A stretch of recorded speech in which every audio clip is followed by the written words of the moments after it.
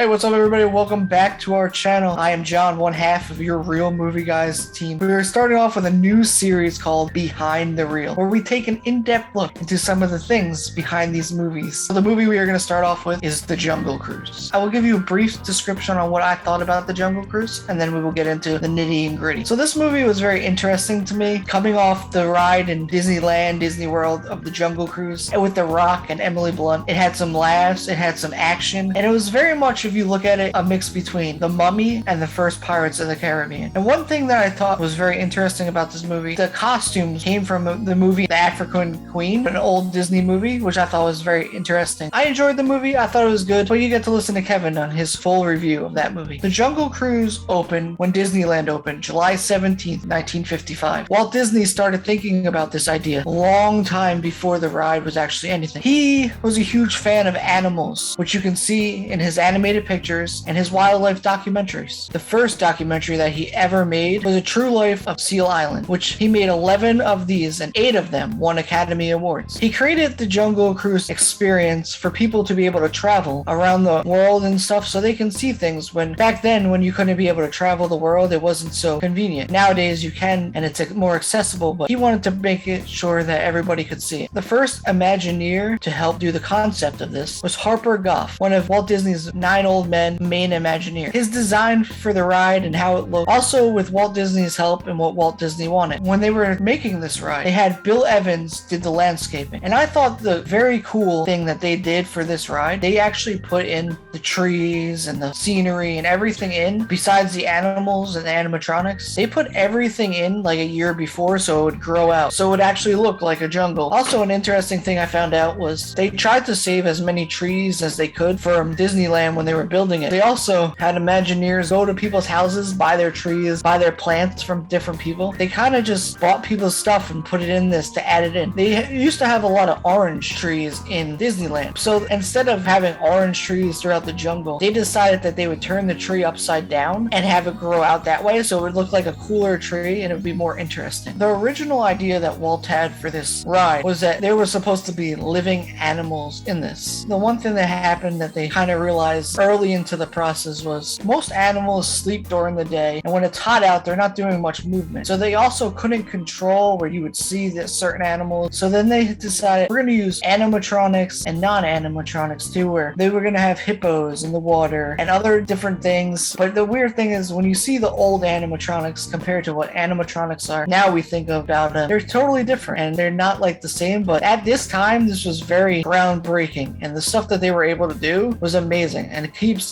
people entertained today. Also, to the Jungle Cruise, they added all these noises and all this animal sounds and stuff. They said that Walt Disney, when he would sleep in his place at Disneyland, there was one night he slept at Disneyland and they never knew how to turn off the animal sounds for the Jungle Cruise. So the whole night, all he would hear was these animals going, and he felt like he was just there. The ride is an actual cast member driving the boat, which is also entertaining because it's a real life person. Originally, this was just supposed to be an educational ride and you're supposed to learn about animals and just for educational purposes, but they realized that this was not going to help people continue to come back and ride it, so they decided to make a much more funny script, which happened 5 years after originally opened. The person who helped make this script closer to what it is now is Mark Davis. He helped make the script more funny. He added little jokes. They added in different things like elephants shooting water and just little things that added to the story but didn't take away from the animals. They added in more gags and more dad jokes, as people would say. They did give the cast members a script, but they could also add in their own little things, so that every time that you ride the Jungle Cruise, it's always a different experience. It's never like the same thing. And also at this time, the animatronics got better, so they can make everything flow better. Everything used to just go up and down. Now they can make elephants kind of twirl, their trunks come up, water come out. Jungle Cruise skippers now had a gun on board where they would shoot where the hippos are to make the hippos go away. Just have little fun things like that. Also, if you're a huge fan of this Jungle Cruise, you'll understand they always go in this ride. We're going to see the 8th wonder of the world, which everyone who's a huge fan and who's been on this ride a lot knows that that's the backside of water. Now, the cool thing about the water that you're seeing from this waterfall, that's actually helping add in the color to the water and stir it up. So it's making the water look more greenish and dark. So it's not really just dirty water. It's really coloring that they're adding in. Some of the things that they originally had in the Jungle Cruise before they decided to change it, now people would feel that it's kind of offensive Disney decided we're just going to change certain things. We're just going to try to make it for everybody again. Trader Sam, they still have him on the ride, but they have a different purpose for him. He used to be hunting for treasures, and then at the end of the ride, he would be there, and then he would be the head salesman, where he would be holding 2 heads, and then he would say he would trade you 2 of his heads for 1 of yours, as in like a joke. They decided to get rid of that. Now he's just like running a lost and found now. They didn't really change Jungle Cruise that much. A lot of Disney fans, they want the same thing. They don't want changes to happen, and they're very against changes. And I think as long as it enhances the ride and doesn't take away from anything that was originally supposed to be there, which Walt's original idea with this was it's supposed to be funny and people are supposed to have a good time and re-rideability. And I think none of this takes away from that original concept. Now, there's so much things that you can go into with the Jungle Cruise. I just went into a little bit, but if you want to learn more, I got some of my stuff from different places, such as on Disney Plus, they have a whole thing on the Jungle Cruise ride. They go more into detail, but these are just some of the things that I thought were interesting and helped out when watching the movie. And I thought that it's very interesting that when they have a huge ride like this that's been very popular for so long, and then they come out with a movie, you're always worried about that movie inconveniencing like your ride, or they're like, hey, you know what we're gonna put on the Jungle Cruise now? We're gonna put The Rock in every single picture so that people can go around. But they didn't do that with this, and I thought that was a good idea. I love this ride, and I thought the movie was great, and I thought they did a good job.